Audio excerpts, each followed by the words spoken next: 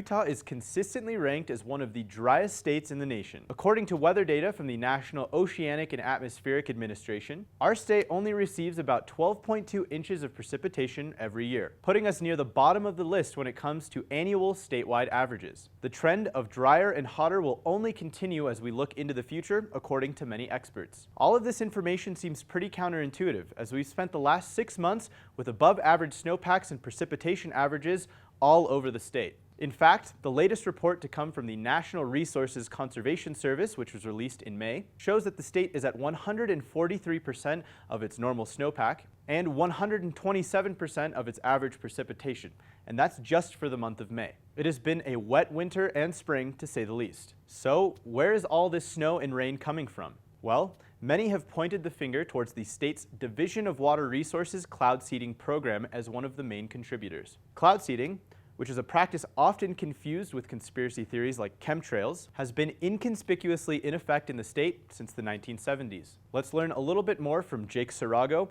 a water resource engineer with the Division of Water Resources, as well as Don Griffith, president of the North American Weather Consultants, the organization responsible for the implementation of the cloud seeding program in the state, to learn a little bit more about what it is and how it works. The state of Utah started cloud seeding in central and southern Utah in the 1950s, but the program only went for a few years, and then cloud seeding stopped for about 20 years or so until 1973. The legislature passed the Cloud Seeding Act, and they authorized the Division of Water Resources to be the licensing agency and to manage the programs. When we say cloud seeding, we're referring to small particles that we're putting into the cloud around which the ice can form so hopefully eventually fall as snow. In nature, snowflakes form on impurities. That sounds odd, but there's a speck of dust usually at the center of a snowflake that will cause the water droplet that's in the clouds that's colder than freezing. Once it contacts an impurity, it can freeze. Forms an ice crystal first, then it grows into a snowflake and falls to the ground. What we do know from research is that that process in nature is a little inefficient. So there were some discoveries in the 1940s that said if we inject tiny particles of silver iodide into clouds that have these water droplets that are not freezing, even though they're colder than freezing, they'll do the same thing Mother Nature does and cause those water droplets to freeze and grow an ice crystal, and that will grow into a snowflake. The way that the program operates is we have allocated a certain budget from the legislature, but that has to have a 50-50 cost share with local sponsors. So we don't do any program by ourselves. It's local water conservancy districts or water associations or municipalities who approach us to say they're interested in a program, in which case we can work with them. So, what are the benefits of having an active cloud seeding program in our state? Simply, the reason that we support cloud seeding is because it increases the snowpack and the related runoff, which agriculture depends on, urban centers depend on, and the ski industry depends on. You think about the primary sponsors of the programs, mainly in Utah, are irrigated agriculture interests, municipalities that want more water supplies. So those are the two main primary beneficiaries. But then you have the secondary and tertiary benefits of if you have more water in reservoirs, streams, then the recreation benefits go up. You have more water on the mountains. You help the timber growth in the mountains because it's saturating the soils more than it might naturally.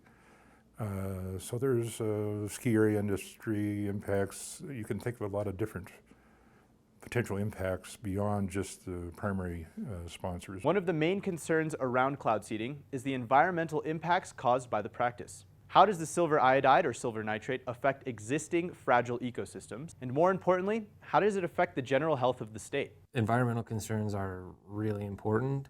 So there's been a lot of research by cloud seeding scientists, by cloud seeding organizations like the Weather Modification Association, and they all demonstrate that the products that are used are safe. It only takes a few grams of silver iodide to produce like trillions of ice crystals in a cloud. So we have a very strong leverage for small amount of silver iodide dispersed over a large area can create quite an effect.